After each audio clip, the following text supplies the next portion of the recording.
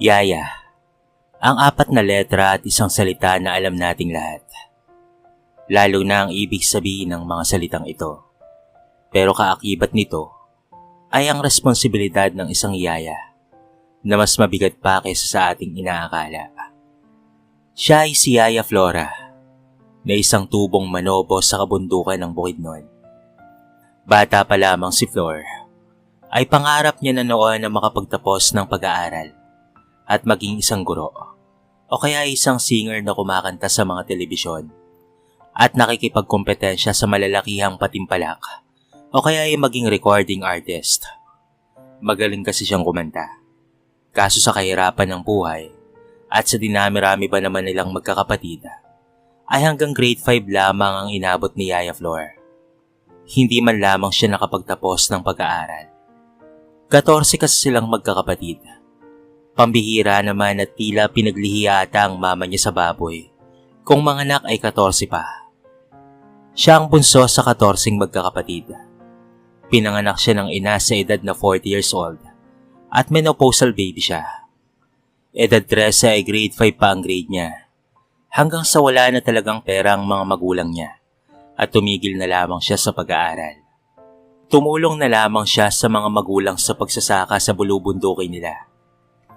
Nakatira sila sa tuktok ng Mount Kitanglad ng Bukidnon.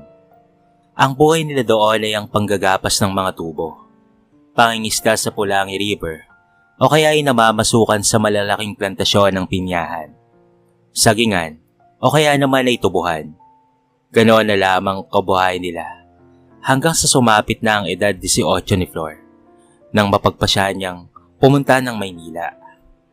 Isasama siya ng kanyang tiyang Soledad sa Maynila, para magiging yaya sa mayamang amo nito na si Mr. De Castro. Matanda na kasi ang tiyang Soledad niya at kailangan nang pumalit dito. Pero tuturuan muna siya ng kanyang tiyahin sa mga dapat na gagawin sa bahay at lalo na pag-aalaga ng bata na bagong silang pa lamang. Nang makarating na si Flor sa Maynila, ay pinagdarasal niyang sana ay kayanin niya ang trabaho. Sana ay kagaya ng tiyang Soledad niya, ay magtatagal siya sa amo niya. Kahit papaano ay marunong naman siyang magsalita ng Tagalog. Kaya hindi mahirap iyon. Puwera na lamang kung wikang Ingles. Dahil hindi siya marunong doon. Pagdating niya sa Maynila, ay halos malula si Flor sa taas ng mga building at sa dami ng mga sasakyan at mga tao. Sa bundok kasi na tinitirahan niya, walang ibang matatayog doon maliban na lamang sa mga bundok at pati na rin mga punong kahoy.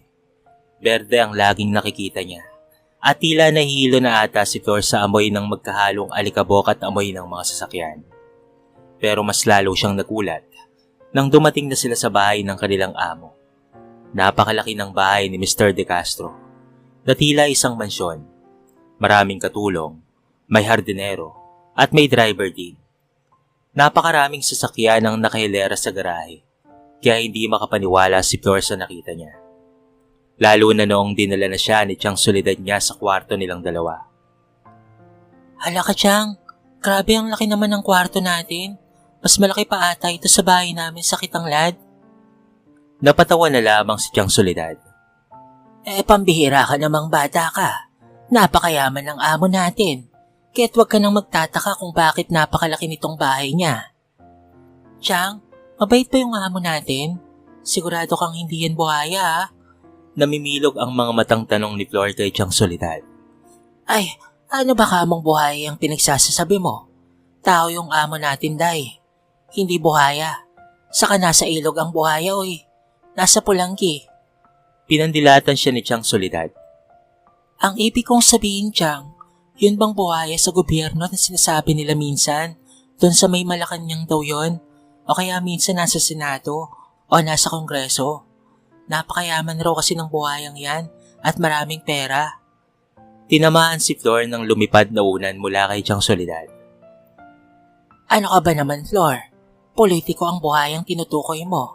At huwag kang mag-alala, hindi politiko si Mr. De Castro. Isang negosyante ang pamilya nila at maraming negosyong pagmamayari. Kaya mayaman sila. Huwag ka nang epal dyan, Flor. Napatawa na lamang si Flor nang muli siyang batuhin ng kanyang tiyahin at sinabing ayusin na ang mga gamit sa lagayan niya. Dito nagsimula ang buhay ni Flor bilang yaya ng mga De Castro. Ang panganay na anak ng mayamang mag-asawa ang unang inalagaan niya. Ito ay si Tristan. Sumunod naman ang pangalawa na si Stella. At pati na rin ang bunsong si Dave. Si Tiang Soledad ay umuwi na sa bahay nila sa Bukidnon at namamahinga na kasi dahil matanda na ito. Si Flor na ang pumalit kay Tiang Soledad. Mababait rin ang mag-asawang De Castro, lalo na si Mrs. Camilla, na lagi siyang binibigyan ng damit at pati na rin mga regalo. Pinagbabakasyon pa siya ng mga ito tuwing Kapaskuhan at binibigyan ng bonus. Plus pa ang mga groceries na pinapadala ng pamilya De Castro sa pamilya ni Flor na nasa probinsya. Mataas na magpasahod ang mga ito at kinuha na ng insurance si Flor para may magamit siya kapag magkakasakit siya. Napakasaya ng buhay ni Flor sa pamamahay ng mga De Castro hanggang sa lumaki na nga ang mga batang inaalagaan niya. Hindi na siya pinaalis ng mga ito at tuloy-tuloy lamang ang trabaho niya sa pamamahay ng mga ito. Lumipas ang 10 taon na paninilbihan niya sa mga De Castro hanggang sa nagbinata na nga at nagdalaga ang mga alaga niya. Hindi na nag-asawa pa si Flor sa edad niyang 43. Kay daling lumipas ng taon sa buhay ng tao. At pagkatapos ay tumanda na nga siya. Hanggang sa isang araw ay may pinakilala si Tristan na kasintahan nito sa pamilya nila. Maganda ang babae at nagmula rin sa mayamang angkan. Pero sa tingin ni Flor ay maldita ito at masama ang ugali. Pia, meet my nanay Flor. Nay, siya nga po pala ang sinasabi ko sa iyo. Si Via, ang fiancé ko. Pakilala pa ni Tristan sa kanya, sa babaeng kasama nito. Nanay kasi ang tawag ng mga alaga niya sa kanya. Magandang umaga sa iyo, Bia. Kamusta ka naman? Iniabot ni Flor ang mga kamay niya, subalit nagulat na lamang siya nang tinaasan lamang siya ng kilay ni Via. Napatikim na lamang si Tristan at mabilis namang binawi ni Flor ang mga kamay niya. Kaagad na tinalikuran sila ni Via at bumalik na ito sa sala. Nay, pasensya ka na kay Via. Walang anuman, Tristan. Asikasuhin mo muna ang bisita mo, ha? At ako na ang bahala dyan sa mga pagkain. Magpapatulong na lamang ako kay Clara. Tutulungan kasi sana ni Tristan ang yaya niyang si Flor sa pagdadala ng mga pagkain sa labas. Kaso iniwan siya ni Via. Nag-request kasi ang girlfriend niyang sa may hardin na lamang sila kumain.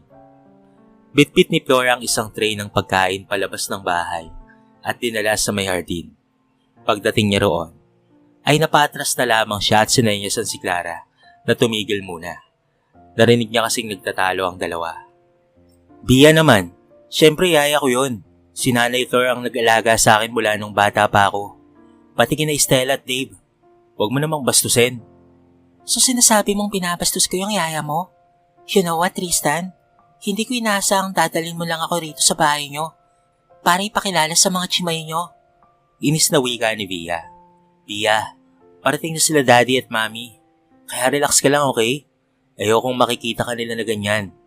Tumikim si Flor na pumasok sa hardin at ingat na inilapag ang mga pagkain sa mesa. Nararamdaman niya ang talim ng mga mata ni Via sa kanya. Tinulungan niya na lamang rin si Clara dahil natatakot ito sa kasintahan ni Tristan. Pagkatapos nilang ilagay ang mga pagkain sa mesa, ay nagpaalam na nga siya kay Tristan.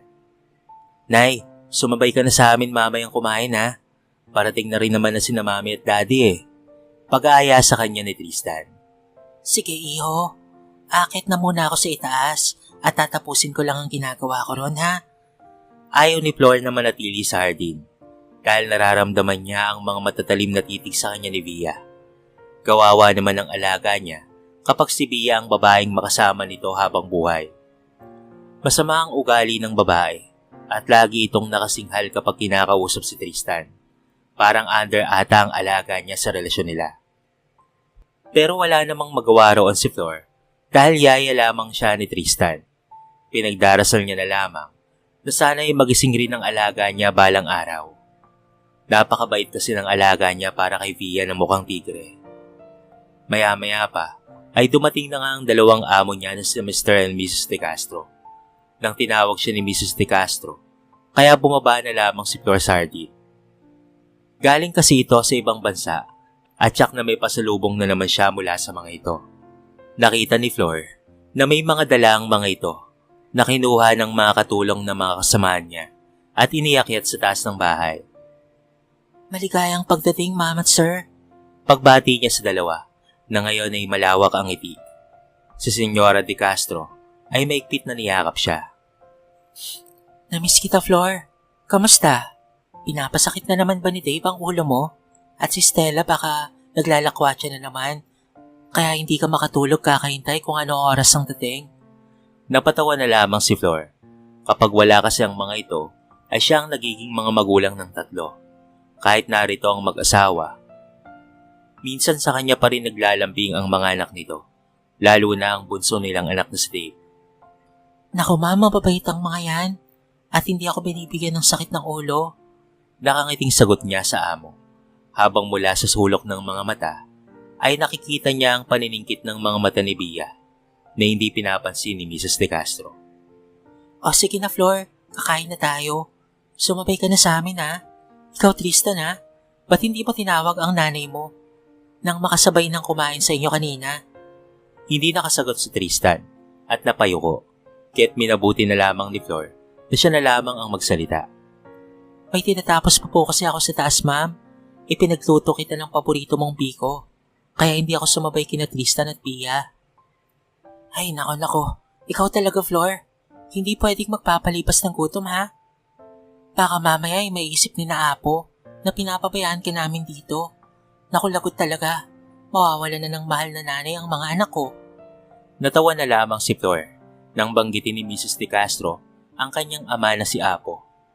Apo kasi ang tawag ng mag-asawa rito. Tumikim si Bia at natahimik silang lahat sa sinabi nito. Meron kaming manpower agency tita. Pag-aari yun ng dati ko. Maaari kayong kumuha roon ng mga dekalidad ng mga nani at pati na rin mga kasambahay. Pinisil ni Tristan ang mga kamay ni Bia sa sinabi nito. Nagtataka naman itong napatitig kay Tristan at pati na rin sa mga magulang nito. Bakit? Sinasabi ko lang naman ang totoo ah. Ano bang mali doon? Nakangiting nagkibit balikat na lamang ang maarting si Bia. Well, Via, alam mo bang 25 years nang nanilbihan si Flor sa amin? Siya ang nag-alaga at nagpalaki ng 3 kong mga anak, mula kay Tristan hanggang sa bunso namin si Dave. Busy kami mag-asawa sa negosyo. Flor is proven to be honest and hardworking. Itinuring niyang parang tunay na mga anak ang mga anak ko. So let me make this clear. Hindi pwedeng palitan si Flor with some random yaya from your agency, okay? Kahit tumanda na si Flor, ay sa amin pa rin siya dahil tinuturing na namin siyang kasapi ng pamilya. Napangiti na lamang si Bia na niyakap si Mrs. De Castro. Tita, I just said it randomly at walang ibig sabihin yon. I didn't mean to anything like that. Ah, ganun ba? Mabuti na yung malinaw, Via. Flor, kain na tayo, nagugutom na ako. Ganoon kamahalaga si Flor sa pamilya De Castro. Itinuturing na siya ng mga ito na tunay na kapamilya at hindi lamang basta yaya ng mga anak nila. Ang turing sa kanya ni Mrs. Lana De Castro ay para na siya nitong kapatid. Ilang taon lang rin naman ang agwat nila ng kinang. 5 taon lang naman, kaya't para kay Lana De Castro, si Flor ay adopted sister na niya. Ganoon rin sa asawa niya. At lalo na sa 3 anak niya na itinuturing si Flor bilang pangalawang ina. Sa mga sumunod na araw, ay naglalagi na si Via sa pamamahay ng mga De Castro. Kahit wala roon si Tristan at nasa trabaho, ay naroon si Via. Nahalata kasi siguro nito na ayaw nila ni De Castro sa kanya. Kapag naroon nito ay si Flor ang palaging napagdidiskitaan nito. Pero kapag nariyan si Mrs. De Castro, ay pinakikitunguhan siya nito ng maayos. Isang araw ay narinig niya na lamang sina Dave at pati na rin si Tristan. Ang mga ito ay nagtatalo. Ito ang pinakaunang beses na nagtalo ang dalawa. Mas palagi kasing nagtatalo sina Stella at Dave. Kaya't nagtataka ng gusto si Flor. Nakita niya si Via na nakasunod sa mga ito. Pero instant na awatin nito ang dalawa, ay narinig niyang tila ginagatungan pa nito ang galit na si Tristan. Do you know how much we lost about that deal? At iyon ay dahil sa kapabayaan mo. Napakalaki ng perang ininvest natin sa no good as crap na kumpanya ngayon, Dave. I've already told you that Hindi ko alam ang patungkol sa deal na yan. Matagal ko nang ibinasura ang proposal nila, kuya. Paliwanag naman ni Dave sa kapatid. So paanong nangyari to ha? Huwag mo akong niloloko, Dave ha? Dinatnan ka na naman ba ng katamaran mo? Kuya, listen to me. Sinusuri ko ng husto ang mga inaaprobahan kong proposal para hindi ako magkamali. There is something wrong here. Napahilot na lamang sa sentido si Dave. Bakit pa kasi hindi mo na lamang aminin ang mga kasalanan mo ha, Dave? Sabat ni Via. And why should I? I didn't do anything wrong, Via. Bakit ka ba nakikisali sa usapan namin? Inis na sagot ni Dave. Magiging asawa ako ng kuya mo. And I wanna help him in the company someday. Kaya anong masama roon? Excuse me, these are family matters. At pwede ba, huwag kang makialam ng patungkol dito? Sigaw ni Dave sa mukha ni Via. At bakit naman hindi ako mangingialam? Nang dahil sa kapabayaan mo, ay mawawala ng kumpanya ng 2 milyon na mapupunta lang sa Baron Steel and Electronics. Dave, kilala ang kumpanya na yon. But although kilala ang kumpanyang yon, ay hindi mo naiimbestigahan ang internal structure ng kumpanya bago may naprobahan. Napangiti si Flor dahil sa sinabi ni Via. Paano nitong nalaman ang bawat detalye ng proposal? Gayon ang alam ni Flor, ay si Dave at Tristan lang naman ang nakakaalam ng patungkol sa bagay na yon. Damn you, woman! Sigaw ni Dave na akamang sasampalin si Via, ngunit humarang si Tristan at itinulak ang kapatid. Sinalo ni Flor si Dave, kaya naman hindi ito bumagsak sa save. Sandali, kanina pa ako nakikinig sa usapan nyo. Ikaw, Via, paano mo namang nalaman ang patungkol sa mga bagay na yan sa kumpanya nila? Kayong hindi ka naman nagtatrabaho roon. Natigilan sina Tristan at Dave nang dahil sa sinabi ni Yaya Flor nila. Habang si Via naman ay napakagat-labi na napatitig kay Tristan. Hindi niya alam kung paano niyang lulusutan ang tanong na iyon. Kahit kailan, ay napaka-epal talaga ni Yaya Flor at napaka-pakialamera. Ano kasi? Naririnig ko kanina sa pag-uusap nilang dalawa. Napakunot no si Tristan sa sinabi ni Via. Naalala niya ang pag-aaway nila ni Dave, pero hindi niya nabanggit kanina ang patungkol sa proposal, kung anong kumpanya, at ano ang nakapaloob na problema sa kumpanyang yon. Paanong nalaman ni Via ang patungkol sa bagay na yon. Hindi niya rin ito nababanggit kay Via kapag magkasama sila. Kapag pupunta ito sa kanya sa opisina, ay wala naman itong ginagawa at hindi naman ito pumupunta sa opisina ni Dave. Kaya't nakapagtatakang paanong nalaman ito ang patungkol sa bagay na yon. Hindi namin nabanggit ni Kuya ang patungkol sa kung anong kumpanya yun, Via.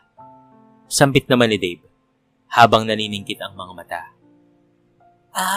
Narinig ko kasing usap-usapan sa kumpanya.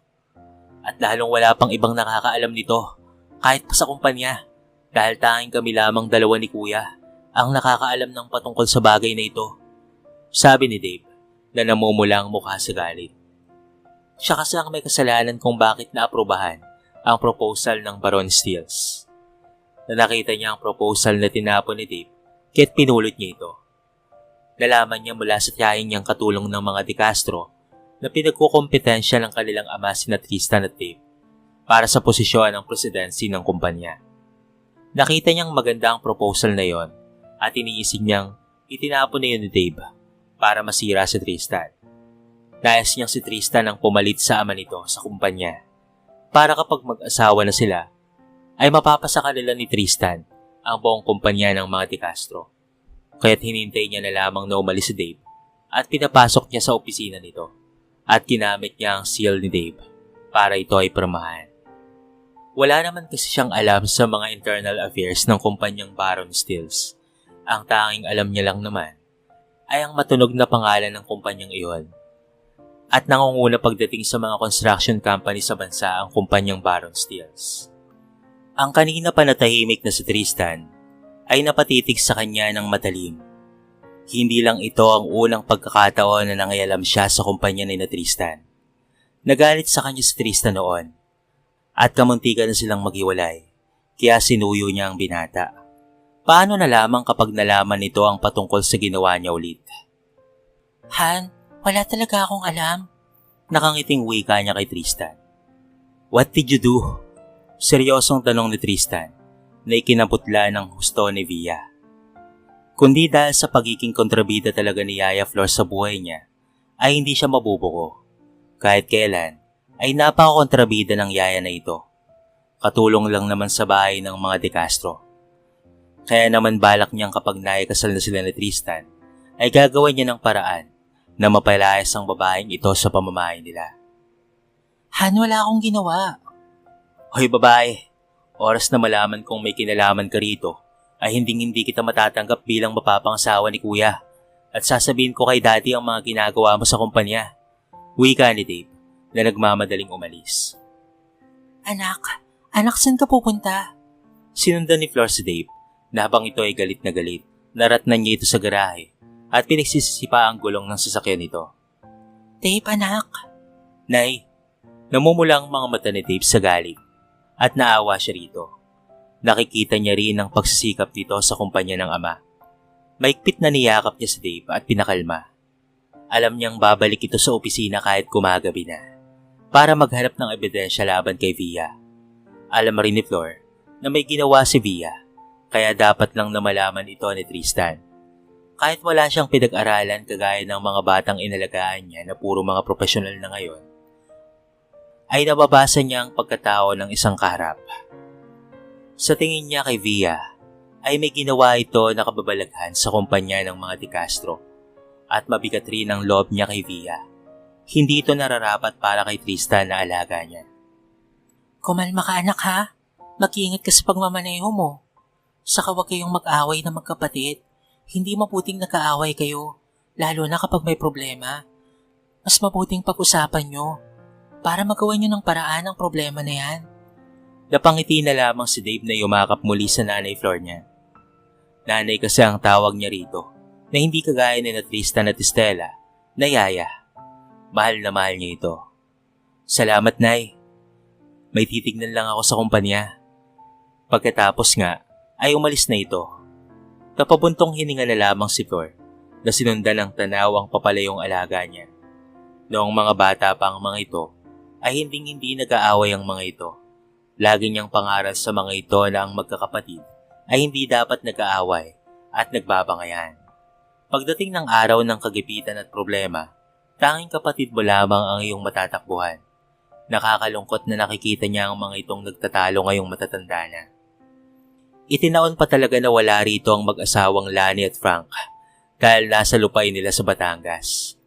Napabuga na lamang ng hangin si Flor na umakyat pabalik sa itaas nang makasalubong niya si Via na umiiyak at bitbit ang bag.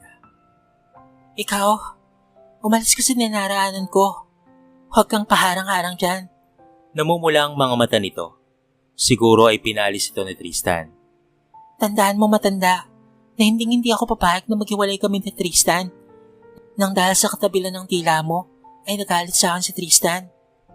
Sandali, may ginawa ka ba? Kaya nag-away ang magkapatid? Alam mo anak, hindi ka dapat na nangikialam sa trabaho nila sa kumpanya. Nobya ka lang ni Tristan. Sa kasi ginawa mo, ay malaki ang problema na idinulot pa sa kumpanya nila. Napapahikbi na lamang si Via. Hiniwalayan siya ni Tristan ngayon matapos niyang aminin ang ginawa niya at nagkulong ito sa kwarto. Sa ngayon ay pwede niyang kapitan si Yaya Flor para kausapin ito si Tristan para sa kanya. Kasalanan ko naman Yaya.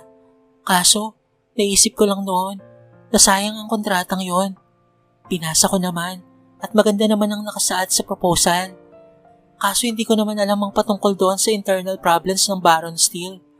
Napapayak na lamang siya na yumakap kay Flor. Sa ngayon, ay kailangan niya ang simpatya nito para kausapin siya ni Tristan. Sa susunod iha ha, huwag ka nang makikialam sa kumpanya nila at mag-focus ka na lamang sa inyo ni Tristan. Mali rin kasi ang ginawa mo iha. Mahinaong wika ni Yaya Flor na pinatahan siya. Sa ngayon ay umalis ka na lang muna ha. At palamigin mo muna ang galit ni Tristan. Hayaan mo muna siyang makapag-isip-isip. Saka mo na siya kausapin kapag hindi na siya galit sa'yo. Napangiti naman si Via at tumangutango. Kahit papaano ay may silbi rin pala itong ututong si Yaya Flor. Sabi niya sa kanyang sarili. Pasasaan ba? At kapag mag-asawa na sila ni Tristan, ay madali na lamang niyang magawa ng paraan na mapaalis ito sa pamamahay ng mga De Castro. Salamat po, Yaya.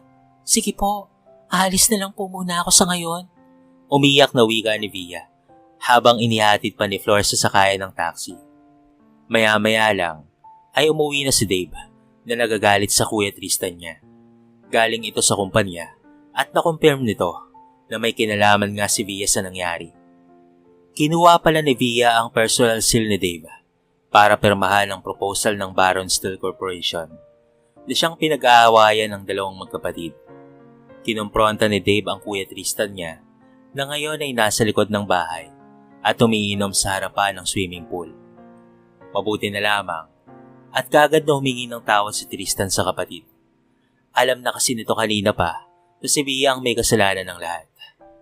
Ipinaghanda ni Flor ng pagkain ng dalawa at pagkatapos ay tinawag na ito para maghapunan. Sa susunod ha, kung may problema kayong dalawa, ay pag-usapan niyo ng maigi at huwag itaan sa sigawan at init ng ulo mga anak. Pangaral niya sa dalawa habang nagsisimula na silang kumain. Si Kuya kasi ang unang nanigaw, Nay. Parang batang nagsusumbong na wika ni Dave. Ang akala ko kasi, hindi mo sinuri ang contract proposal nila. Guilty namang napakamot sa ulo si Tristan. Paano ba naman kasi Kuya? Ang tingin mo kasi sa akin ay bata eh. Hindi naman ako tanga no? Napipirma ng kontrata ng basta-basta na lamang nang hindi ko binubusisi ng maayos ang kontrata. Naka-smith na wika ni Dave. Kasi kayong dalawa, kulang kayo ng tiwala sa isa't isa. Kahit nangyayari yan. Tristan, ikaw ang kuya. Pagkatiwalaan mo ang kapatid mo. Para saan pang pinag-aralan yan at pagiging cum laude kung hindi naman ginagamit ang utak? Huwag yung nagagalit ka kaagad at sinisigawan mo pa si Dave. Sorry, Nay. Dave, stress na kasi ako sa laki ng pera na nawala sa atin sa cooperation na ito. Luging-lugi tayo at natatakot akong mapagalitan ni Dad. Nakaya kong wika ni Tristan at napabugan ng mabigat na hangin. Hindi ko inaasahan na gagawin to ni Via. Doon na naawa si Flor kay Tristan. Nakita niya kasi kung gaano nito kamahal si Via.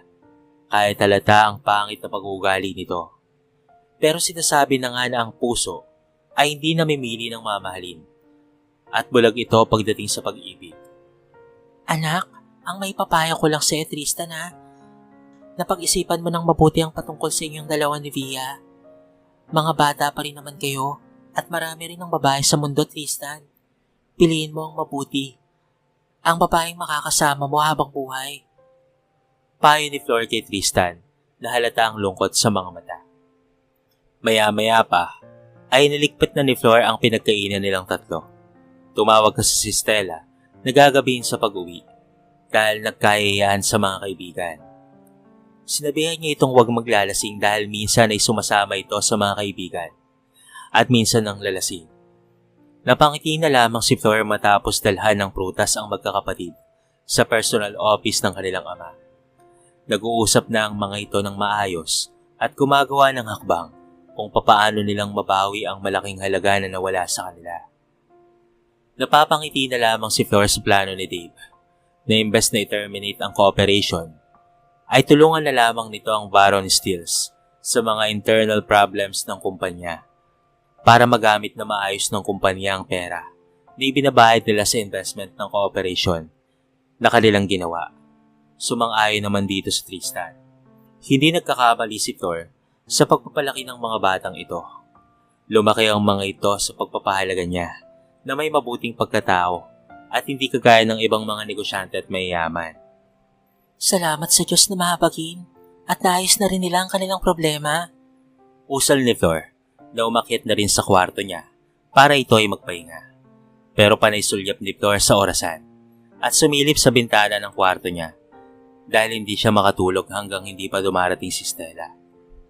Minahal niya ang tatlong alaga niya na para bang tunay niyang mga anak. Kagaya ng isang ina, ay nababalisa si Flor kapag may isa sa tatlo ang hindi pa nakakauwi kinagabihan. 11:00 na ng gabi nang makita niyang pumasok sa garahe ang kotse ni Stella. Napabangon na lamang si Flor at sinalubong ang dalaga. Stella, kumain ka na ba? Opo, Nay. Birthday kasi ng kaibigan kong si Stacy. Nahiya naman akong tumanggi. Nagiinom pa kasi sila. Pero don't worry, Nay. Hindi po ako uminom. Nakikain lang po ako doon. Natatawang wika ni Stella. Mabuti naman kung ganon. O sige na, magpahinga ka na, Iha. At gabing-gabi na papasok ka pa bukas sa trabaho mo. Saka pa lamang napanatag ang kalooban ni Flor na pumasok sa kwarto niya at nakatulog ng maayos. Ganito kasi talaga siya dati pa. Sa mga sumunod na araw ay napapansin ni Flor na palaging umuwi ng bahay si Tristan at palagi rin itong iritable ang mukha. Minsan ay hindi ito nakakatulog tuwing gabi. Alam nitong nahihirapan ng alagang si Tristan sa pakikipaghiwalay nito kay Via. Ngayon ay nakita niyang umiinom ito ng alak sa may beranda. Naawa si Flor kay Tristan. Alam niyang nasasaktan ito kahit sinubukan niyang kausapin ang alaga niya. Anak, umiinom ka na naman? Kagabi uminom ka na rin pagka-uwi mo galing sa trabaho. Nay, naawa ako kay Via. Nagmamakaawa siyang balikan ko siya. Napapuntong hininga na lamang si Flor. Hindi siya dumaan sa isang ganitong relasyon, pero sinubukan niyang kausapin si Tristan. Mahal mo naman pala si Via. Pero bakit hindi mo siya kausapin? Nay, kita mo naman ang ginawa ni Via sa kumpanya, di ba? Hindi lang yon ang unang best na ginawa niyang makialam sa kumpanya. Ayoko ng ganun, Nay. Muling lumagok ng alak si Tristan at napaluha na lamang ito. Napapansin ko rin na masama ang ugali ni Via, Nay. Kaya ayoko nang makipagbalikan pa sa kanya. Wika ni Tristan na mababanag ang sakit sa mga mata niya. Anak, hindi ako nakikialam sa desisyon mo Basta't kung ano ang desisyon mo ay susuportahan ka ni Nanay. Makakalimutan mo rin si Via, anak. Pero paano ko kayang magagawa yun, Nay? Napaisip na lamang rin si Flor. Hindi niya alam kung ano ang isasagot talaga sa alaga niya. Tumandang dalaga na siya dito sa pamamahay ng mga De Castro at hindi niya kailanman nararanasan na magka-boyfriend. May manliligaw naman sa kanya. Ito ay sa Bernardo, na driver ni na Mrs. and Mr. De Castro. Pero ewan niya rin ba? At hindi niya naman nagugustuhan si Bernardo. Kaya tumandang binata na rin si Bernardo kagaya niya. Subukan mo kayang magbakasyon sa abroad o kaya ay maglibot-libot sa mga isla rito sa Pilipinas. Kahit 10 lang. Baka makalimutan mo na si Via. Nagliwanag ang mukha ni Tristan sa sinabi niya, ngunit saglit lang at tumulong muli ang mga luha sa mata. Bakit? Ay nako, gustuin ko mang gawin niya, Nay. Ay hindi ko naman magawa. Paano si Daddy at Mommy? Hindi na napirma sa kumpanya at ako na ang inaasahan nila. Paano na lamang ang kumpanya kung wala ako? Malungkot na wika ni Tristan. Ako na muna ang bahala sa kumpanya, kuya. Sa isang buwan na pagbabakasyon mo. Nagliwanag ang mukha ni Tristan sa sinabi ni Dave na lumapit sa kanila. But do not switch off your phone dahil tatawagan kita every now and then. Kapag meron akong hindi maintindihan, itatawag ko kaagad sa'yo kapag may problema na hindi ko kayang harapin. Napatalon sa saya si Tristan. Oh, bro, ang galing mo. Kukuha ko kaagad ng ticket. Pupunta akong Maldives. Napatawa na rin pati si Flor. Kahit papaano, ay naipsa ng kalungkutan sa mukha ni Tristan at tinapik niya na lamang ang balikat ni Dave. Nagmamature na rin kasi ang puso niya at maaasahan na rin ito na kagaya ng Kuya Tristan niya. Hinalikan pa nito si Dave sa pisngi. Kadiri ka, kuya. Mababakla ka na ba? Pati si Flora ay hindi na rin nakaligtas sa kakulitan ni Tristan sa pangalik sa kanila. Pagkatapos magpaalam sa mga magulang na nasa Batangas, ay kaagad nang umalis kinabukasan si Tristan. Inihatid pa nilang dalawa ni Stella sa airport si Tristan. Sa mga sumunod na araw, ay wala namang problema si Flor. At palaging nag-update sa kanya si Tristan sa mga ginagawa nito sa Maldives. Hanggang isang umaga, ay nagulat na lamang siya nang tinawag siya ng gwardiya at may naghahanap raw sa kanya sa labas ng bahay. Nagtataka si Flor dahil wala naman siyang mga kakilala rito maliban na lamang sa mga katulong rin sa mga kapitbahay nila. Wala rin siyang maalala na kamag-anak niyang maghanap sa kanya rito sa Maynila. Nagulat na lamang siya nang mabungaran niya sa labas ng gate si Via. Mahigpit kasing binili noon ni Tristan na huwag nang papapasukin sa bahay nila si Via, kaya hindi na ito pinapapasok pa ng gwardya. Pero nag-iiyak kasi ito at nagmamakaawa sa guard. Sinabing gusto raw siya nitong makausap. Pia, Kitang-kita niya ang pangangayayat ng katawan nito. Namumugto ang mga mata na tila namumutla ito sa tingin ni Flor. Hindi napigilan ni Flor ang mahabag sa babae, kaya't kinausap niya ito at lumabas siya ng gate. doon tayo sa coffee shop mag-usap. Halika. Awang-awa siya sa kalagayan nito. Kumain ka na ba? Umiling-iling ito at sinabing ayaw daw nitong kumain, kaya hindi na lamang nagpumilit pa si Flor. Kilala niya si Via, kaya't hindi niya ipinagpilitan rito ang kumain. Yaya, tulungan mo naman ako. Napaluwa ka agad dito at napapailing na lamang si Flor. Ano bang may tutulong ka sa'yo, Iha? Malungkot na wika ni Flor. Hindi niya sasalungatin ang desisyon ni Tristan na makipaghiwalay rito. Yaya, ayaw kong kausap ni Tristan. Ayaw niya na sa akin, Yaya. Ay nako, Via. Hindi mo naman kasi mapipilit ang tao kapag ayaw na sa'yo. Kaya't kalimutan mo na lamang siya, okay? May hinahon niyang wika rito, subalit mas lalo pa itong napaiyak ng husto. Yaya, pinalayas na ako ni Mami at wala na akong mapupuntahan pa. Buntis ako ng 1 buwan sa anak namin ni Tristan. Yaya, Flor. Gulat na gulat si Flor sa nalaman. Hindi niya alam ang gagawin. Pero awang-awa siya kay Via. Kaya pala ito namumutla at pumayat ng husto. San ka ba ngayon nakatira, Iha? Malungkot na tanong niya kay Via. Yaya, rumirenta lang ako ng isang maliit na kwarto. Wala na po akong perang pambili ng pagkain ko. Hindi ko na alam kung saan ako pupunta. Ilang araw na akong pabalik-balik sa kumpanya ni na Tristan, ngunit wala siya roon. Ang sabi ng guard na nagbabakasyon na raw si Tristan. Parang kinurot ang puso ni Flor sa kalagayan ni Via sa ngayon. Idagdag pang pinalayas ito ng ina. Tinanggal na kasi ako sa pinagtatrabahuan ko. Dahil ilang araw ko nang inaabangan si Tristan para makapag-usap kami ng maayos. Ilang araw ko na siyang hindi nakikita, Yaya. Tulungan mo akong kausapin si Tristan, please. Hindi nakapagsalita si Flor sa awa kay Via. Ayaw rin kasi akong kausapin ni Stella at Dave, Yaya. They banned me inside the company, kaya hindi na rin ako nakakapasok roon. Via, mas mabuti sigurong mag-usap kayong dalawa ni Tristan, ha? Sa susunod na buwan ang balik niya, at huwag kang mag-alala, ako mismo ang magdadala kay Tristan sa tinitirahan mo para makapag-usap kayo ng maayos. Sabihin mo sa kanya ang lahat, lalo na sa pagbubuntis mo. Kinagap niya ang mga kamay ni Via at mahigpit niya itong niyakap. Pinatahan niya ito dahil hindi mabuti sa buntis ang umiiyak at nalulungkot. Halika na, Via. Ihatid kita sa tirahan mo. Pagdating nila sa boarding house na tinitirahan ni Via, ay nagulat na lamang si Flor. Isa yung squatter area at dikit-dikit ang mga bahay roon. Napakaliit pa ng kwarto ni Via at napakaingay ng lugar na yon. Huwag kang mag-alala, Via. Pag-uwi ni Tristan, ay kaagad ko siyang dadalhin rito, ha? Huwag ka nang umiyak dyan at makakasamayan sa bata na pinagbubuntis mo. Ani ang nagpaalam na ngunit pinigilan siya ni Via. Yaya, baka may pera ka dyan at pwede mo akong pahiramin. Wala na kasi akong pera talaga eh. Wala na akong magagamit. Wala na akong pambili ng pagkain. Napakamot na lamang sa ulo si Flor na kinuha sa wallet ang natitira niyang sahod na 500. Lahat kasi ng pera niya ay pinadala niya sa mga magulang at mga pamangkin sa probinsya.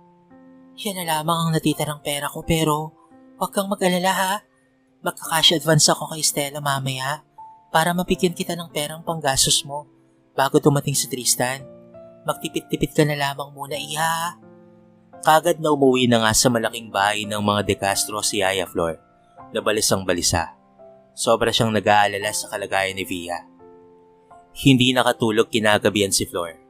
Kung ano-ano na lamang ang pumapasok sa isip niya at sobra siyang nag-aalala sa kalagayan ni Via. Kahit masama ang ugali ng babae, ay anak pa rin naman ni Tristan ang dinadala nito. Hindi mabuti ang lugar na yon para sa isang babaeng nagbubuntis dahil sa ingay at polusyon. Kahit nakapagpasya na lamang si Flor, nasabihin niya na lamang sa kanyang mga amo ang patungkol sa sitwasyon ni Via. Tinawagan niya si Lani na nasa farm nila sa Batangas. Nakailang dial na siya ng numero ni Lani, pero hindi pa rin ito sumasagot nang sa wakas ay sumagot na rin ito. Flor, may problema pa sa bahay? Alalang tanong ni Lani sa kanya. Patungkol kay Via, Ma'am Lani. Buntis ito sa anak nila ni Tristan. Sandaling hindi nakasagot ang amo niyang si Lani sa kabilang linya. Oh, sinabihan mo sana siyang hintayin niyang makauwi si Tristan at nang makapag-usap sila ng maayos. Hindi naman pwedeng pangunahan natin si Tristan sa desisyon niya, Flor. Tama din naman si Lani, pero sobra siyang nag-aalala sa sitwasyon ni Via. Yun na nga ang sinabi ko, ma'am. Ang problema kasi ay wala siyang pera dahil tumigil na siya sa trabaho niya at pinalayas na siya ng mami niya nang malaman nitong buntis ito. Narinig niya ang palatak ni Lani sa kabilang linya ng telepono. Sinabi nito sa kanya na huwag mag-alala at padadalhan nito ng pera ang magagamit si Via habang hindi pa nakakabalik sa bansa si Tristan. Nakahinga naman ng malalim si Flor nang tumawag muli sa kanyang telepono si Lani. Sinabi nitong huwag nang mag-alala at padadalhan nito ng pera si Via na gagamitin nito sa pagkain at para sa vitamins, gatas at check-up para sa bata. Halatang excited si Lani na magkakaroon na ng apo. Pati siya sa sarili niya ay excited siya para sa pagdating ng bagong kasapi sa pamilya De Castro. Naalala niya noong una niyang inalagaan si Tristan. Kasisilang pa lamang nito noong dumating siya sa tahanan ng mga De Castro. 3 buwan pa lamang ito nang siya mismo ang nag-aalaga rito. Dahil sa may trabaho si Lani sa kumpanya, siya nang nag-alaga rito hanggang sa 2 bata na ngayon ay dalaga at binata na rin. Lumipas pa ang ilang araw at nakabalik na si Tristan sa bansa. Kita niya na magaan na ang mukha nito at nakangiti na. Medyo umitim nga lang ang kulay ng mga balat nito dahil sa sinag ng araw sa Maldives. Lagi kasi ito sa beach. Masaya itong iniabot sa kanya ang regalo nito at kaagad na pinagpahinga niya naman ito. Mamaya niya na ito kakausapin kapag nagising na. Pagod kasi ito sa biyahe. Ilang oras rin ang hinintay ni Flor hanggang sa 3:00 na ng hapon nang magising ito at kumain. Hinarap niya ito at kinausap pero hindi niya alam kung paano nito sasabihin ang patungkol kay Via.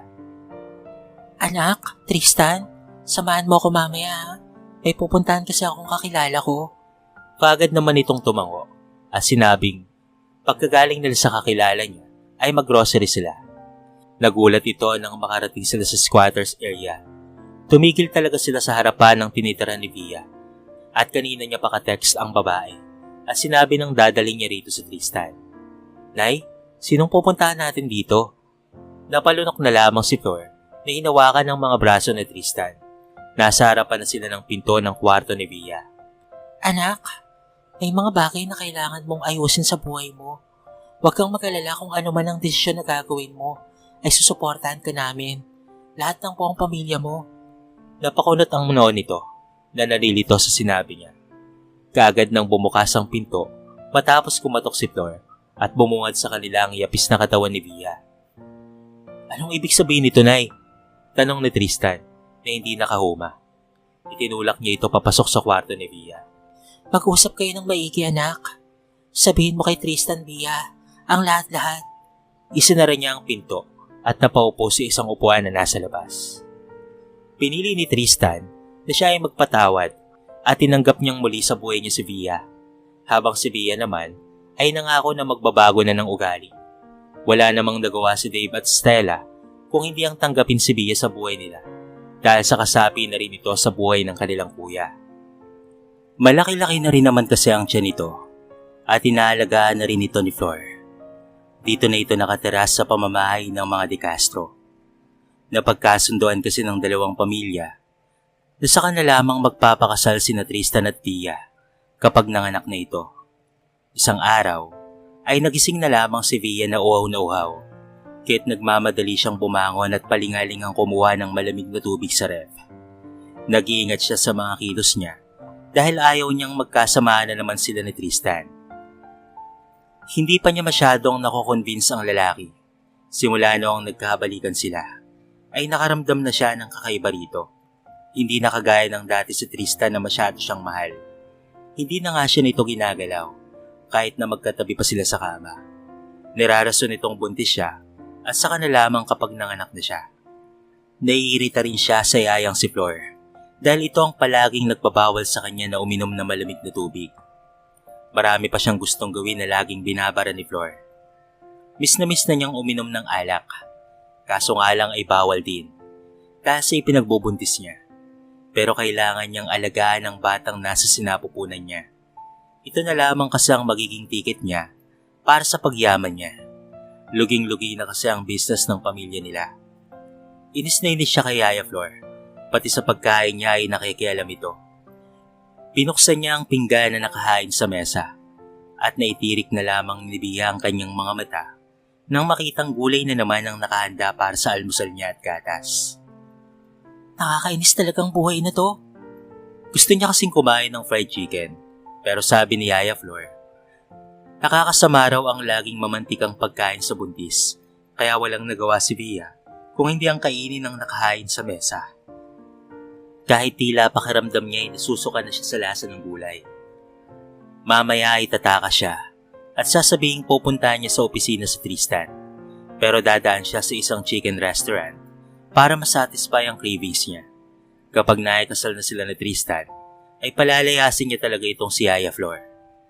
Lumipas pa ang ilang buwan at sinilang na nga ni Via ang bata na anak nila ni Tristan. Napakasaya ng lahat pati si Tristan. Kaagad na inihanda ang kasal nila ni Via, habang ang mag-asawang sina Frank at Lani ay napermay na ng bahay. Nagagawan pa nga ang mga ito sa pagkarga sa kanilang apo. Isang araw ay nilagnat ang bata at galit na galit si Via. Pinagalitan nito si Yaya Flor.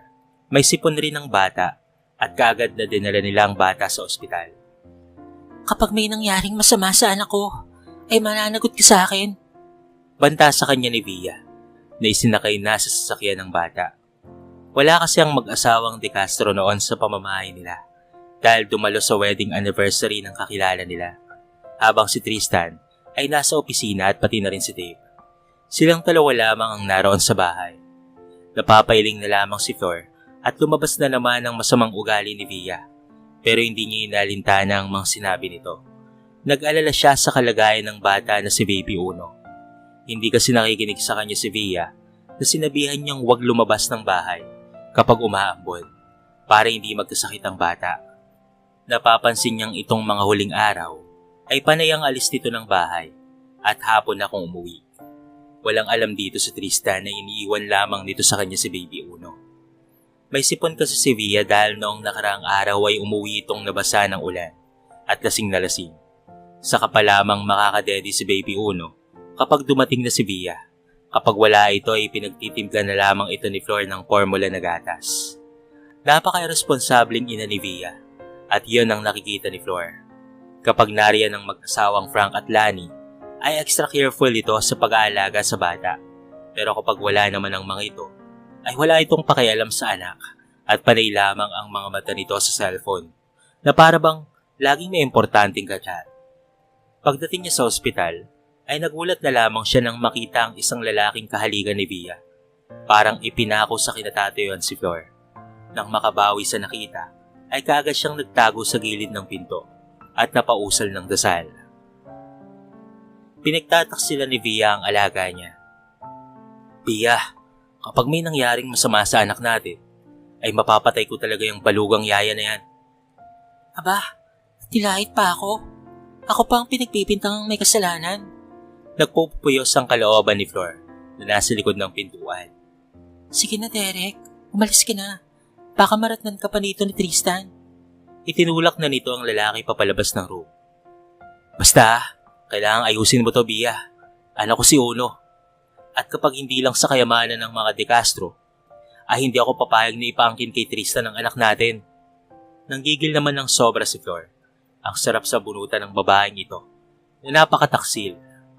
Niloko lang pala nito si Tristan at hindi pala nito anak si Baby Uno. Ganun na lamang ang nararamdamang awa niya sa alaga niyang si Tristan. Hindi siya makakapayag na magtagumpay si Bia sa mga kalokohan nito. Hindi niya ito napicturan kanina dahil sa pagkagulat niya. Pero sigurado siyang palaging nakikita ang mga ito. Isusumbong niya ito kay Tristan. Inetid nito ang lalaki nito sa labas ng ospital. Kaya't sinamantalayan ni Thor na lumabas mula sa pinagkukublihan. Gigil na gigil siya sa babae habang napatitig siya sa kawawang bata na napaka-inosente. Dahil iyon sa kagagawan ng ina. May nakakabit na swero sa katawan nito.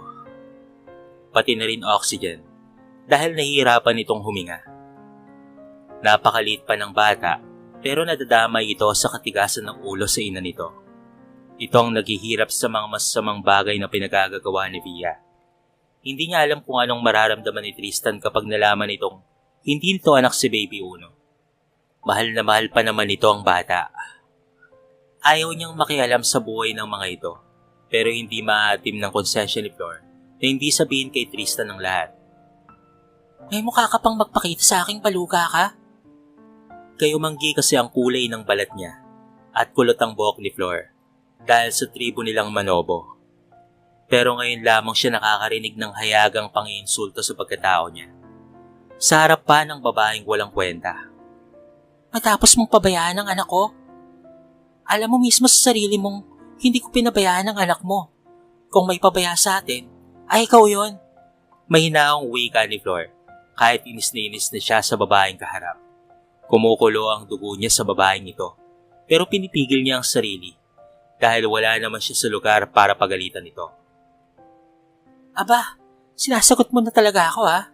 Bumukas ang pinto ng ospital at narito na si Tristan na sobrang nag-aalala sa bata.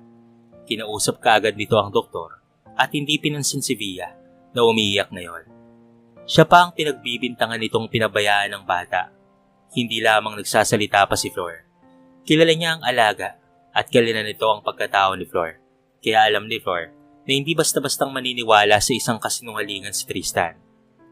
Hindi na nakapag-inarte pa si Via nang dumating ang mag-asawang Frank at Lani. Kasama rin si Stella. Lumabas na lamang sa kwarto si Flor na tahimik. Hanggang ngayon ay nanggigigil pa rin siya kay Via. Naglakad si Flor at doon ay napaupo sa chapel. Ipinagdarasal niya ang paggaling ni Baby Uno. Hindi niya alam kung anong mangyayari sa bata sa oras na malaman ng mga ito na hindi nila ito kadugo. Pero alam naman ni Flor na mabubuting tao ang mga ito. Kaya tiniling niya sa Panginoon na sana ay gagabayan siya nito sa gagawin niyang pagsasawalat ng katotohanan patungkol kay Via at sa bata. Sa awa ng Diyos, ay mabilis namang gumaling si Baby Uno na nagkaroon ng pneumonia. Kaya't pag uwi nila sa bahay, ay mas lalong naging maingat si Flor sa pagbabantay sa bata. Han, kapag alis tayo para nakasikasuhin ng kasal natin, sinong magbabantay kay Baby Uno? Pasaring wika ni Via habang kalong-kalong ang bata. Siyempre si Nanay Flor, sino pa ba? Casual na sagot naman ni Tristan kay Via. Han, simula noong nagkasakit si Baby Uno, ay wala na akong tiwala kay Nanay Flor. Han, pwede ba? Ang pagkakasakit ni Baby Uno ay normal lamang. Si Nanay Flor pa ba ang pagdududahan mo? Lalaki kaya kami ng ganito kung hindi kami nalagaan ni Nanay Flor? Irritabling wika ni Tristan. Mula sa labas ng kwarto ng dalawa, ay dinig na dinig ni Flor ang pagtatalo ng dalawa. Napatulo na lamang ang mga luha ni Flor sa narinig. Siya pa talaga ang sinisiraan ni Via. Hanggang ngayon kasi, ay hindi pa niya alam kung paanong sasabihin kay Tristan ang sikreto ni Via. Wala naman siyang ebidensya sa kataksilan nito, maliban na lamang sa nakita niya sa ospital. Tumungo na lamang siya sa kusina para ipaghanda ng gatas si Baby Uno. Ang hindi nalaman ni Flor, na sinisiraan na pala siya ng husto ni Via at pinagbibintangan na magnanakaw. Han, I really can't take this. Sobra na talaga ang yaya mo. Ano na naman yan, Via? Pangalawang beses na tong nangyari. Noong una hindi ko na lamang pinapansin dahil hindi naman kamahalan ang nawawala akong kwintas. But look, nawala na naman ang isang set ng alas na ibinigay mo sa akin sa mansary natin. Han, si Nanay Flor lamang ang nakakalabas-pasok dito sa kwarto natin. Ipinakita niya pa kay Tristan ang kahon ng alas na wala ng laman. Pero kitang-kita niyang hindi naniniwala si Tristan sa kanya. Kaya't naikuyom na lamang ni Via ang kamao. Ano bang inilaso ni Flor sa isipan ni Tristan? Idagdag pang katulong lamang ito sa bahay ng mga De Castro. Pero kung umasta, ay parang kasapi ng buong pamilya. Han, nandyan lang yan. Baka na-misplace mo lang. Hindi magnanakaw si nanay. Kaya pwede ba? Huwag mong pagbintangan si Nanay Flor. Nagsalubong ang kilay ni Tristan at tila galit na galit pa ito sa ginawa niyang pamimintang. Ganyan ka naman eh.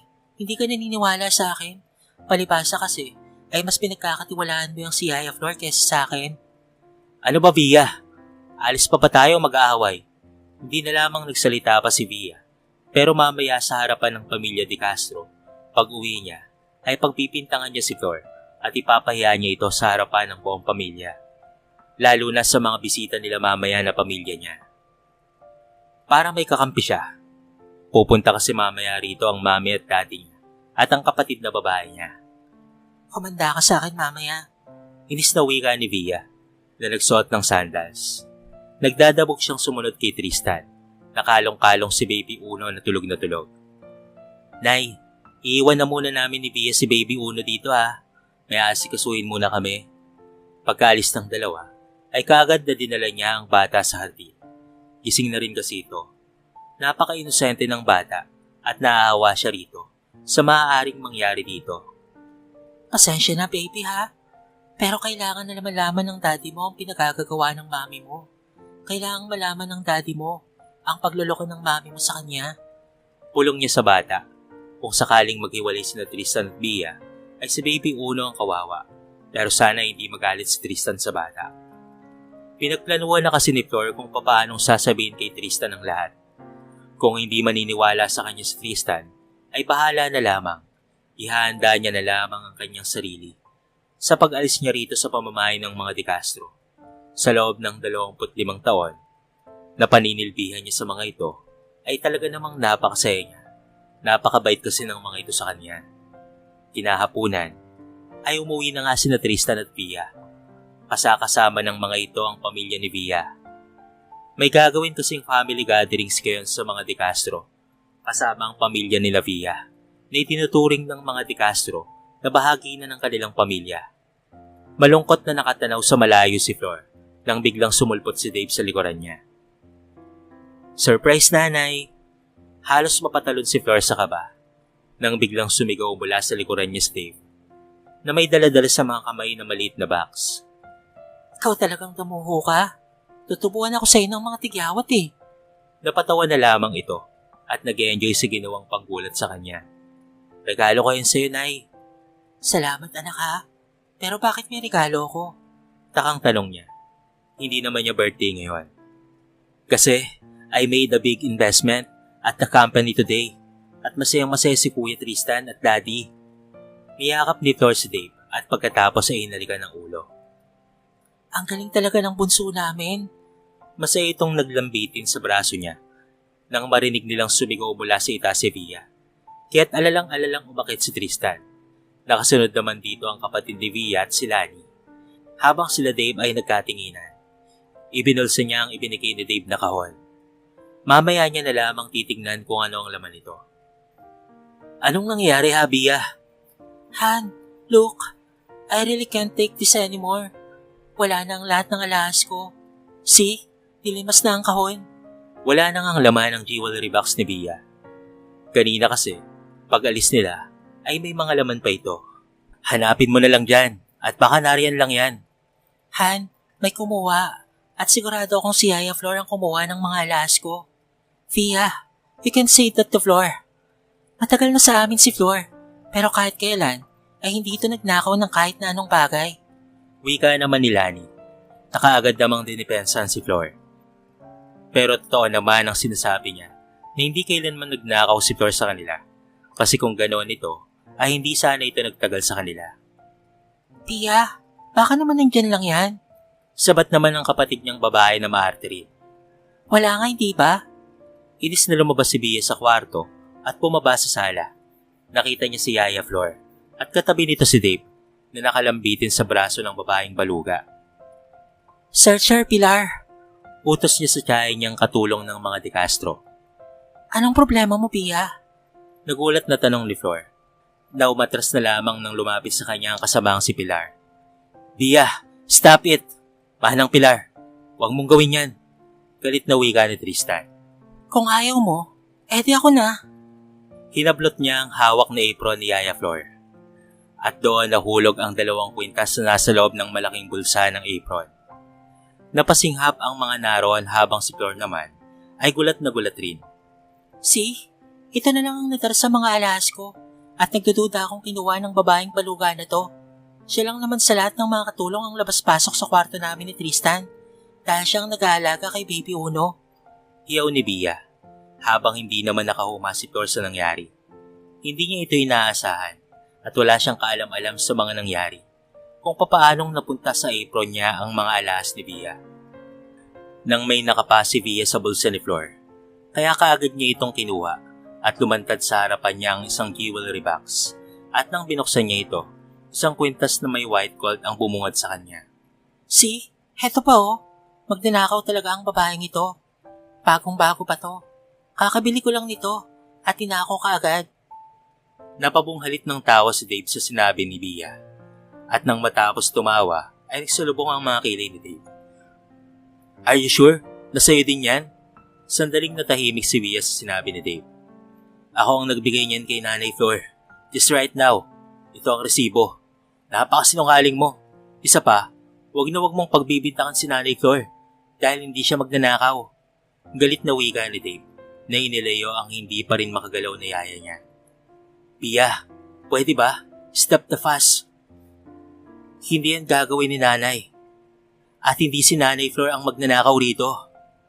Tristan, hindi ka naniniwala sa akin na kahit nasa harapan mo na ang ebidensya, ay tinatanggi niyo pa rin hindi magnanakaw ang babaeng yan? Hiyaw ni Bia. Yes, Tristan. Anong uri ng pamilya kayo? The evidence is right in front of you.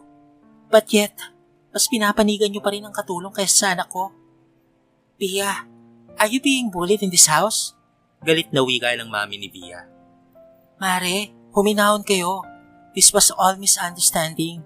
Kilalang kilala namin si Flor at alam kong hindi gagawin ni Flor yan. Mahinang wika ni Lani. Then let me check her room. Migil na wika ni Bia na umakyat sa taas. Napasunod naman dito si Tristan habang si Flor ay tila nang hihinang napaupo sa sofa. Bakit ba nangyari sa kanya ang lahat ng ito? Kakasuot niya pa lamang ng apron niya ngayon at hindi niya napansin na may kwintas sa loob ng bulsa noon. Kung papaanong makakarating ang mga kwintas ni Bia doon ay wala talaga siyang kaalam-alam. Napatulo na lamang ang mga luha niya nang maramdaman niya ang pagyakap ni Stella sa kanya ng maigpit. Nay, hindi kami naniniwala kay Bia. Mas kilala ka namin kaysa sa girlfriend ni Kuya. Simula bata pa kami, ay ikaw na ang nag-alaga sa amin. Stella is almost crying nang makitang umiyak si Flor. Naroon rin si Dave. Nagulat na lamang sila nang bumaba sa kwarto si Bia, bitbit ang maliit na supot at inilapag sa mesa. Nay, anong ibig sabihin nito? Tanong ni Tristan. Nakuha ko yan sa loob ng cabinet niya. Itinago sa ilalim ng mga damit. Namilog ang mga mata ni Flor sa gulat. Ako ang may-ari ng cabinet. Hindi ko alam na may alahas na nakalagay sa ilalim ng mga damit ko. Pero wala pang 10 minuto ng paghahanap mo, ay nakita mo na kaagad na may nakatagong alahas doon. Hindi nakapagsalita si Bia, na tila napaurong ang dila sa sinabi ng katulong na si Flor. Umiiyak ito, at ang mga mata ay tila isang malakas na apoy, na tumatalaw sa bawat himaymay ng pagkatao niya. Hindi alam ni Bia kung ano ang isasagot sa katanungang iyon. Pero hindi pwedeng mabuko, na siya mismo ang naglagay ng mga alahas na yun sa cabinet ng matanda. Ilang buwan na rin hindi binubuksan ang cabinet na yon. Dahil ang nakalagay lamang doon ay ang mga lumang damit ko na. Ang mga damit na isinusuot ay nakahanger lang sa kabilang cabinet. Pero ikaw, alam na alam mong doon kitinago ang mga alahas mo. Napapalatak na wika ni Flor. Hindi siya papayag na madungisan ang kanyang pangalan na kanya talagang iniingatan nang dahil lamang sa mapagkunwaring babaeng ito. Ako pa talaga ang tatanungin mo? Ikaw na nga itong magnanakaw. Hiyaw ni Bia. Pinahid naman ni Flor ang mga luha at tumayo sa kinaupuan. Via, kung ako sakali ang magnanakaw ng mga alahas, ay hindi mo makikita ang mga yan. Kahit na wala akong pinag-aralan. Pero hindi ako tatanga-tanga kung gagawa ko ng ganyang kahihiyang krimen. Kung nanakawin ko ang mga alahas mo, ay hindi ko dadalhin sa kwarto ko. Dadalhin ko yun sa pawn shop at ibebenta. Saka ko ipapadala ang pera sa pamilya ko. Para naman walang butas sa krimen na ginawa ko. Namutla si Via sa sinabi ni Flor at hindi na nakapagsalita pa. Pero sa kwarto mo mismo nakuha ang alahas ng anak ko. Hiyaw naman ang mami nito. Muling napapalatak si Flor. Hindi ko alam kung papaanong nangyari yan. Mas mabuti sigurong tanungin mo ang anak mo kung papaanong nangyari yon. At ikaw, Tristan, anak. Mas mabuti sigurong pag-isipan mo muna ang kasal niyo ng babaeng yan bago ka tumuloy. Baka balang araw ay pagsisiyan mo ang pagpapakasal mo sa isang babaeng sinungaling. Namumula sa galit ang mukha ni Via sa sinabi ng yaya na si Flor, na ngayon ay tahimik na umakyat sa kwarto niya. Hoy, anong sinasabi mo, habaluga? Sigaw ni Via na sinundan pa si Flor. Sinabi ko lang ang totoo. Baka kasi may matuklasan ng alaga ko na isang bagay na pagsisisihan niya kasi ako natuklasan ko na ang kasinungalingan mo, Via. Pinagsisihan ko nang tinulungan kita noong makausap si Tristan. Sobrang laki ng pagsisisi ko dahil hindi ka na nararapat sa alaga ko. Tinalikuran nito si Via, subalit sa galit ni Via sa sinabi ng katulong, ay sinundan niya ito at hinila ang buhok. Doon ay hindi makapagpigil si Lani at Dave na hinila si Via. Nay, akit ka na sa taas at magpahinga ka na. Wika ni Dave na nagtagis bagang.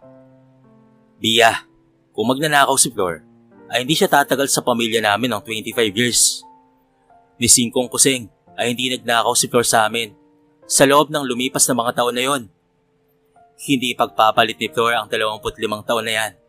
At ang relasyon namin para lamang sa mga alahas. So you better sort everything out. Total ay may pera naman ang anak ko, ay bumukod na kayo at umalis na kayo rito. Wika ni Frank na kanina pa nagmamasid sa mga pangyayari. Hindi siya naniniwala sa mga sinasabi ni Via. Daddy, Hindi makapaniwalang wika ni Via. no, hindi ako bubukod sa pamilya natin.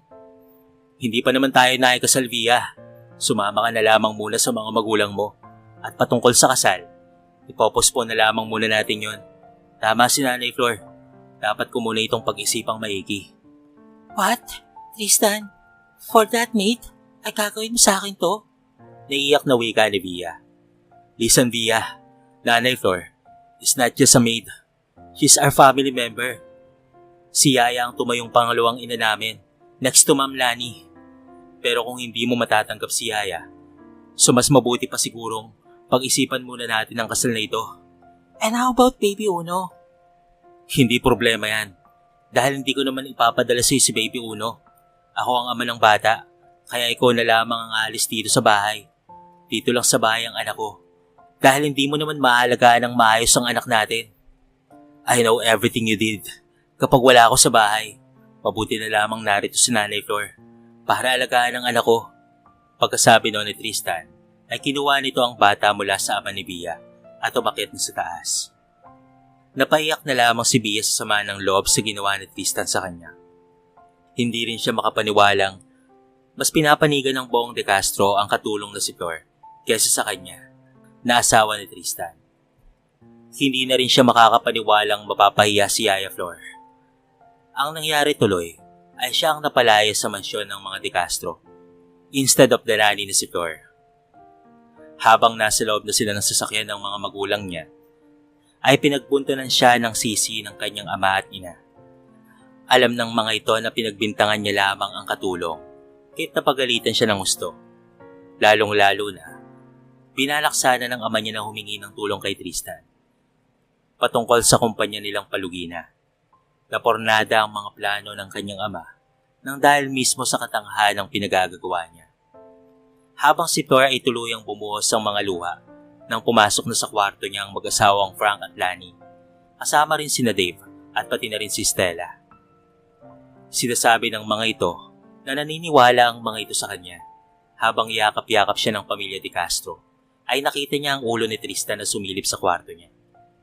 Nay, maaari ba kitang makausap? Tanong ni Tristan. Tumango-tango naman si Flor na pinutuloy ang binata. Dito kami, pamilya tayo, kaya walang taguan ng sikreto, Tristan. Wika ni Lani, na pabuntong hininga na lamang si Tristan na naupo na rin sa kama ni Flor. Nay, may alam ka ba sa lalaki ni Via? Gulat na gulat ang lahat sa sinabi ni Tristan. Paano mong nalaman?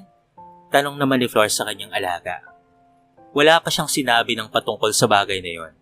ngunit papaanong alam ng alaga niya. Sinabi ko kay kuya, kasi ilang ulit ko nang nakikita si Via. Nakasakasama niya ang isang lalaki. Napapansin ko kasing madalas siyang umalis sa bahay kapag wala si kuya. Kaya't sinundan ko siya last week at nakita kong may katagpo siyang lalaki. Sinunod ko kay kuya ang mga larawan ni Via, kasamang lalaking yon.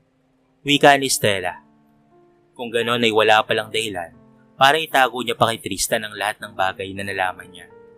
Natatakot na lamang siya na hindi tatanggapin ni Tristan ang bata. Anak, wag kang magugulat pero hindi mo anak si Baby Uno. Nang nasa ospital ang bata, ay naratnan ko na si Via at pati na rin ang kabit niya. At narinig kong ang anak nilang lalaki si Baby Uno. Doon na bumuhos ang mga luha ni Tristan dahil sa sinabi ni Flor. Alam ko na rin ang patungkol dyan ay. Gulat na gulat silang lahat dahil sa sinabi ni Tristan. Kaya pala matagal nang hindi maayos ang pakikitungo nito kay Via. Dahil sa unang kita niya pa lamang sa bata, ay hindi niya na nararamdaman ang lukso ng dugo. Pero ang ikinakasakit ng damdamin niya, dahil noong pina-DNA test si Uno at nalaman niyang tama ang hinala niya, ay hindi niya na kayang pakawalan ng bata. Mahal na niya si Baby Uno. Kaya't papakasalan niya na lamang si Via, kahit nalaman niyang hindi niya anak si Uno. Mahal na mahal ko si Baby Uno. Napahagulgol na sabi na lamang ni Tristan. At bago pa sila lumabas ng kwarto ni Yaya Flor, ay nakakakuha na sila ng paraan para mapunta sa kanila ang custody ng batang si Uno. Pinaimbestigahan ng pamilya de Castro ang patungkol sa tunay na ama ni Baby Uno at nalaman nilang hindi stable ang buhay nito.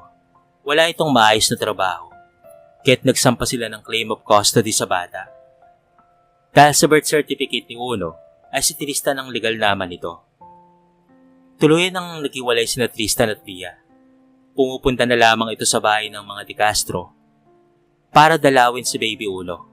Wala na itong nagawa dahil hindi na siya kinakausap ni Tristan. Pinantahan pa nga siya nito na kapag nagpumilit pa itong makipagbalikan sa kanya, ay lalayo si Baby Uno sa ibang bansa. Kaya wala nang nagawa pa si Via. Habang si Yaya Flor naman at Lani ay sobrang natutuwa kay Baby Uno na ngayon ay nagsisimula ng magsalita. Napatili na lamang si Flor na kinarga ang bata. Nanalo siya sa pustahan nila ni Ma'am Lani. Nagpustahan kasi silang dalawa kung ano ang unang salita ang bibigkasin ni Uno, kung nanay ba o grandma. Pero nana ang unang lumabas sa bibig ni Uno. Kahit anong hanap buhay meron tayo, mababa man o mataas ang uri ng hanap buhay natin, may pinag-aralan ka man o wala, matuto tayong mamuhay ng may pagpapakumbaba, matapat, at higit sa lahat, ay mahalin natin ang ating mga trabaho. Pahalagahan natin ito dahil yan ang bumubuhay sa mga pamilya natin.